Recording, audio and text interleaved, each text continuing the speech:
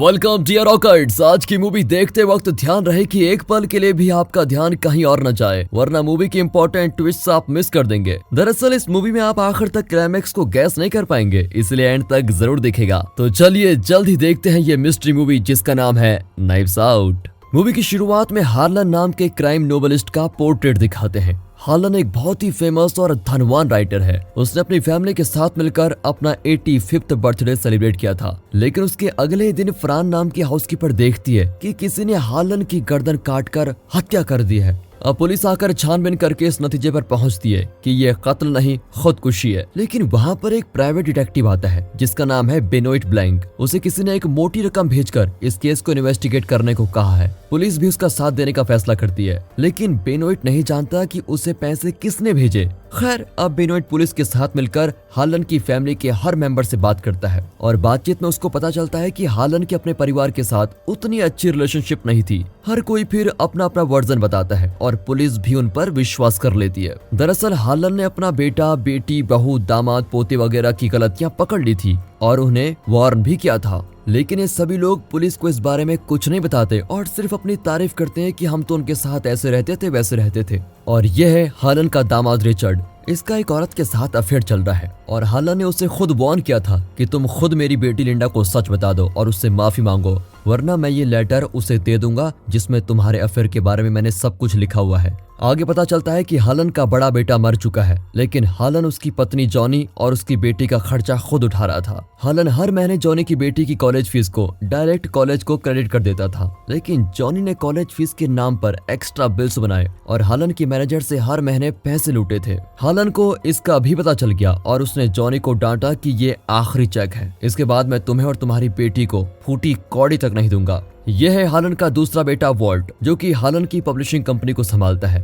लेकिन उसने भी कंपनी के फाइनेंस में कई घोटाले किए होते हैं, जिस वजह से हार्लन ने उसे भी कंपनी से निकाल दिया था। अब आगे पता चलता है कि हार्लन की बेटी लिंडा का एक बेटा है, उसका नाम है रैनसम। वो अपने नाना जी के पैसों से ऐश करता है। हार्लन ने उसको बता दिया था कि वो अपनी जायदाद किसी और के नाम करने वाला है और फिर इस पर गुस्सा होकर रैनसम ने हार्लन को मारने की धमकी दी थी, पर वॉल्ट का बेटा उसकी बात सुन रहा था।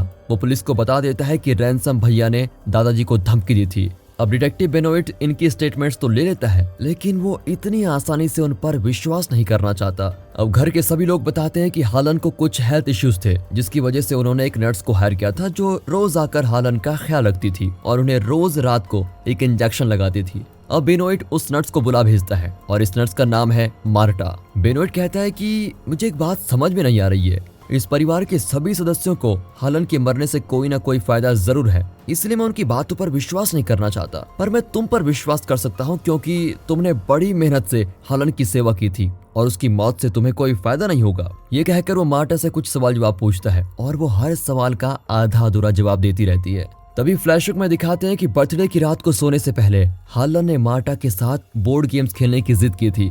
थोड़ी देर खेलकर मार्टा हार्लन को एक इंजेक्शन दे देती है जो वो रोज हार्लन को लगाया करती थी, लेकिन इंजेक्शन लगाने के बाद वो बोतल पर लिखा हुआ नाम देखकर बिल्कुल चौंक जाती है। दरअसल उसने गलती से हार्लन को मॉर्फिन इंजेक्शन दे दिया था, जो कि बहुत ही कम डोजेस देना होता है, लेकिन उसने नॉर्मल इंजेक्शन समझकर उसको ज्यादा डोज दे दिया। फिर मार्टा टेंशन में उसका एंटीडोट ढूंढती है जो वो हमेशा अपने बैग में रखा करती है, लेकिन न जाने क्यों उस दिन उसके बैग में एंटीडोट नहीं होता। वो बेचारी परेशान होकर कहती है कि अगर 10 मिनट में एंटीडोट नहीं दिया गया तो आप मर सकते हैं हार्लन, मैं अभी एम्बुलेंस को कॉल करती हूँ। लेकिन हार्लन शांत होकर कहता है कि अगर तुमने फोन किया तो सबको पता चल जाएगा कि तुमने मुझे ओवरडोज दिया है, पुलिस केस होगा और तुम्हारी पूरी जिंदगी खराब हो जाएगी। ऊपर से तुम्हारी माँ इस देश में बिना परमिट के रह रही है, उन्हें भी पुलिस नहीं छोड़ेगी। क्या तुम यही चाहती हो? मेरी बात सुनो, तुम किसी को कॉल मत करो, जैसा मैं कहता हूँ बिल्कुल वैसा ही करो। अब क्योंकि हार्लन एक क्राइम नोवेलिस्ट है और मरने से 10 मिनट पहले भी वो अपने दिमाग में एक पूरा स्क्रीन प्ले तैयार करता है और मार्टा को इंस्ट्रक्शन देता है।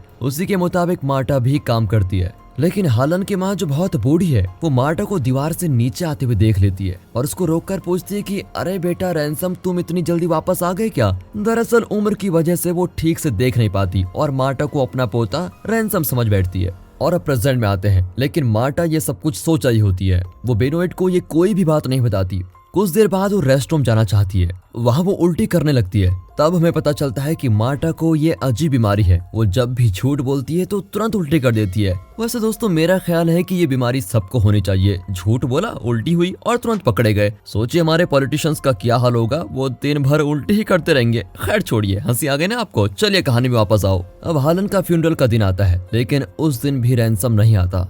लेकिन जिस दिन हालन की वसीयत पढ़ी जाती है उस दिन वो पहले नंबर पर आकर खड़ा हो जाता है। अब बेनोइट उससे सवाल करता है तो वो अकड़ कर कहता है, मुझे तुम्हें जवाब देने की कोई जरूरत नहीं है। अब वकील आकर वसीयत पढ़ता है और वसीयत नामा सुनकर सभी एकदम सुन्न हो जाते हैं। हालन ने अपनी प्रॉपर्टी ना तो अपने बेटे को दी और ना ही अपनी बेटी या पोते को। उसने अपनी पूरी जायदाद और बैंक बैलेंस अपनी नर्स मार्टा के नाम कर दिया है। अब तो सभी का खून खौलता है और सब मिलकर मार्टा को ताने मारते हैं कि हमने तुम्हें परिवार का सदस्य समझा, अगर तुम मांगती तो हम तुम्हें मुंह मांगी रकम दे देते, लेकिन तुमने हमें धोखा दिया है, हमारे पापा को हमारे खिलाफ भड़काया, हम तुम्हें नहीं छोड़ेंगे। ऐन वक्त पर बेनोइट मार्टा को बचाकर लेके जाता है और अपनी कार में बिठा देता है, लेकिन सभी कार को ब्लॉक करके मार्टा को बाहर निकालने को कहते हैं। लेकिन तभी रैनसम अपनी कार लेकर वहां पर आता है और मार्टा दूसरी तरफ से निकलकर जल्द ही उसकी कार में बैठ जाती है। उसे लेकर रैनसम तुरंत वहां से निकल जाता है। फिर कुछ दूर पर दोनों एक रेस्टोरेंट में खाना खाते हैं। रैनसम कहता है कि मुझे जायदाद से कोई लगाव नहीं है, लेकिन मैं जानना चाहता हूँ कि नाना जी के साथ हुआ क्या था, इसलिए मुझे सच बता दो। मैं जानता हूँ कि झूठ बोलने से तुम्हें उल्टी आती है। मार्टा उस पर विश्वास करती है और बता ही देती है कि उसने गलती से हालन को मॉर्फिन का ओवरडोज दे दिया था और हालन ने उसको बचाने के लिए उसे घर से बाहर भेजा। फिर उन्होंने अपनी गर्दन काट ली। सब कुछ जानकर रैनसम जरा चौंक जाता है, लेकिन कहता है तुम डरो मत, मैं सब संभाल लूंगा, तुम नाना जी की प्रॉपर्टी रख लो, लेकिन बाद में मुझे एक छोटा सा शेयर दे देना। मार्टा को उसकी बात माननी पड़ती है और वो घर लौट आती है। अगले दिन हर टीवी चैनल में इस केस की चर्चा हो जाती है और मार्टा के घर को मीडिया रिपोर्टर्स घेर लेते हैं। तभी मार्टा को एक लेटर मिलता है जिसमें लिखा है, मुझे पता है तुमने क्या किया। मार्टा फिर रैनसम को लेटर दिखाती है तो वो कहता है कि नाना जी का टेस्ट रिपोर्ट एक लैब में तैयार किया जा रहा है। अगर वो रिपोर्ट पुलिस को मिल गई तो पता चल जाएगा कि उनके खून में मॉर्फिन का हाई डोज था, फिर तुम पकड़ी जाओगी, हमें लैब से रिपोर्ट चुरानी होगी। ये कहकर वो मार्टा को लैब लेके जाता है, लेकिन वहाँ किसी ने लैब को आग लगा दी है। तभी बेनोइट पुलिस के साथ वहाँ पर खड़ा होता है, लेकिन वो रैनसम और मार्टा को देख लेता है। मार्टा भी उसको देख लेती है और तुरंत कार को स्टार्ट करके किसी रेस कार की तरह चलने लग जाती है। फिर बेनोइट की टीम भी उसका पीछा करने लगती है। इस सीन में और कुछ ना सही, लेकिन एक बात तो साफ हो जाती है कि मार्टा एक एक्सपर्ट ड्राइवर है। रैनसम भी उसकी ड्राइविंग देखकर एकदम दंग रह जाता है, पर किसी तरह बेनोइट की टीम उन्हें रोक लेती है, लेकिन वे मार्टा को पकड़ने के बजाय रैनसम को पकड़ कर लेके जाते हैं। बेनोइट को पता चल जाता है कि रैनसम ने ही मार्टा को ड्राइव करने को कहा होगा। अब यहाँ लैब में हालन की रिपोर्ट भी चल चुकी है, इसलिए मार्टा पर शक करने की कोई गुंजाइश नहीं होती और बेनोइट उसको छोड़ देता है। लेकिन मार्टा को एक ईमेल आया था जिसमें एक एड्रेस, डेट और टाइम दिया होता है। ये किसी ब्लैकमेलर का ईमेल है और वो मार्टा को उस एड्रेस पर बुलाता है। और अब बताते हैं कि पुलिस ने रैनसम को अरेस्ट क्यों किया। दरअसल बेनोइट सबसे बात कर चुका था और आखिर में वो हालन की माँ से बात करता है, पर दादी माँ बस उसको देखती रहती है और कुछ नहीं कहती। बेनोइट समझ जाता है कि वो ठीक से सुन नहीं सकती।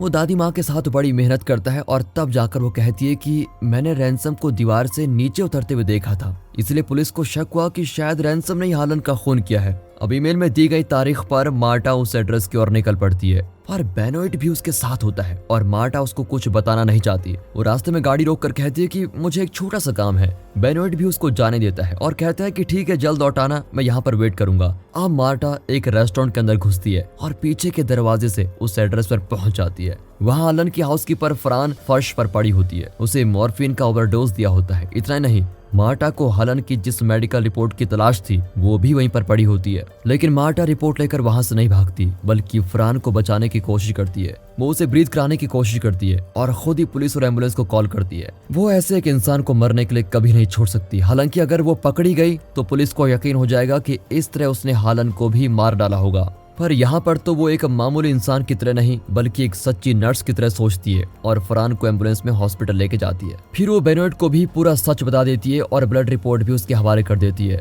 मुझे चाहे कुछ भी हो जाए, लेकिन मुझे हालन की फैमिली ने बहुत कुछ दिया है, मुझे उनकी प्रॉपर्टी नहीं चाहिए, मैं उन्हें सब कुछ बता दूंगी। बेनोइट भी उसकी हाँ में हाँ मिलाकर उसे हालन के घर पे लेके जाता है।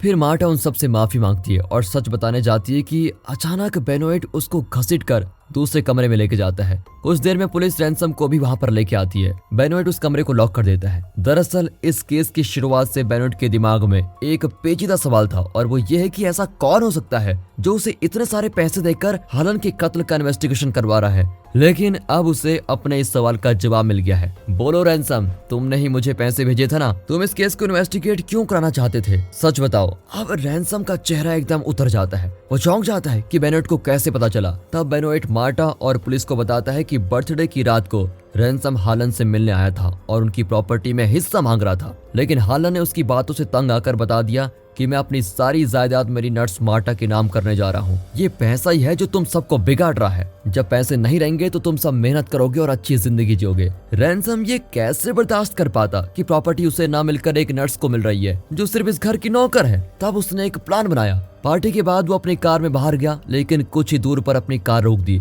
फिर वो गेट के सीसीटीवी कैमरा एंगल से बचकर पीछे की तरफ पैदल आया और दीवार पर चढ़कर हालन के कमरे में गया। वहाँ मार्टा के बैग से उसने मॉर्फिन और नॉर्मल इंजेक्शन की बोतल निकाली। उसने लेबल एक्सचेंज कर दिया ताकि मार्टा नॉर्मल इंजेक्शन समझकर मॉर्फिन का ज्यादा डोज हालन को दे दे। रैंसम इतना शातिर था कि उसने बहुत आगे की सोची। उसने मार्टा के बैग से मॉर्फिन का एंटीटोड भी निकाल दिया ताकि अगर मार्टा को पता चल भी जाए कि उसने गलत दवा दी है तब भी वो हालन को बचा ना पाए। इतना बताकर बेनोइट मार्टा से कहता है कि हालन की मौत वाकई खुदकुशी है। मार्टा, तुम इतनी अच्छी और ट्रेन नर्स हो कि तुम कभी गलत दवा उठा ही नहीं सकती। शायद तुम्हारा ब्रेन दोनों दवाइयों के गाढ़ेपन को बखूबी पहचानता है, क्योंकि तुम हालन को ये इंजेक्शन कई 100 बार लगा चुकी हो। तुम अनजाने में भी किसी का बुरा नहीं कर सकती। ये तुम्हारा नेचर है और इसीलिए अपनी परवाह न करते हुए तुमने फ्रान की भी जान बचाने की कोशिश की। लेकिन रैंसम पर खून का इल्जाम जरूर लगेगा क्योंकि उसने हालन को मरवाने के लिए इंजेक्शन लेवल को बदल डाला। अगर उसने ऐसा नहीं किया होता तो आज हालन जिंदा होते। लेकिन रैंसम ने ऐसा किया क्यों?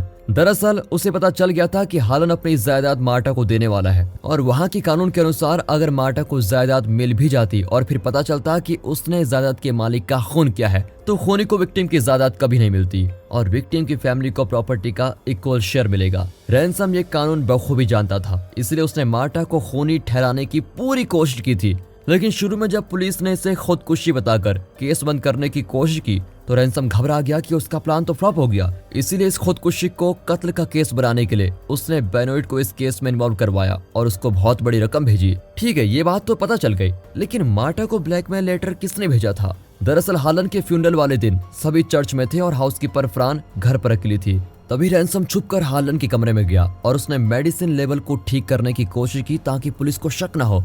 लेकिन फरहान ने उसको देख लिया था और उसने रैंसम को एक ब्लैकमेल लेटर भेजा था, लेकिन रैंसम ने वो लेटर सीधे मार्टा को भेज दिया। उसके बाद रैंसम फ्रांस से मिलने उसी जगह पर गया और उसे मॉर्फिन का ओवरडोज देकर मार डाला। इतना ही नहीं, उसने ब्लैकमेलर की तरह मार्टा को मेल किया और उसे उसी एड्रेस पर बुलाया। इस तरह वो मार्टा को फ्रान के कत्ल में भी फंसाना चाहता था। उसे लगा कि फ्रान को मरते हुए देखकर मार्टा भाग जाएगी और पुलिस को उस पर शक हो जाएगा, लेकिन उसने बिल्कुल भी एक्सपेक्ट नहीं किया था कि मार्टा फ्रान को बचाएगी और खुद पुलिस को कॉल करेगी।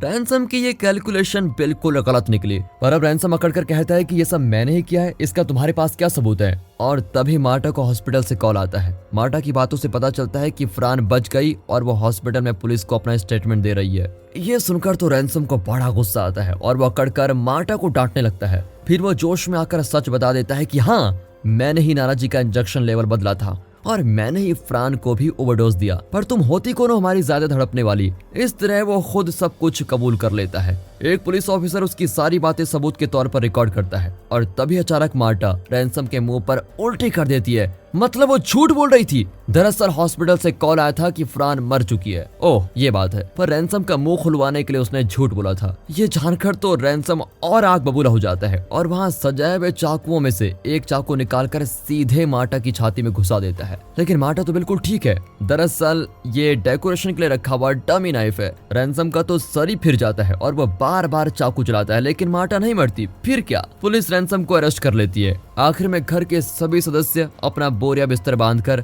घर से बाहर चले जाते हैं, क्योंकि अब एक घर उनका घर नहीं। बाहर जाकर वे मुड़कर बालकनी को देखते हैं जहां मार्टा कॉफी पी रही होती है और उसके कप पर लिखा है दिस इज माई हाउस। और इसी के साथ दोस्तों ये मूवी यहाँ पर खत्म होती है। दोस्तों मूवी कैसी लगी कमेंट्स में जरूर बताइएगा और अगर स्टोरी अच्छी लगी हो, एक्सप्लेनेशन अच्छा लगा हो, वीडियो को लाइक कीजिए और चैनल को सब्सक्राइब कर दें। बाकी मिलते हैं अगली वीडियो में, तब तक के लिए गुड बाय, अपना ख्याल रखिए and finally thanks for watching.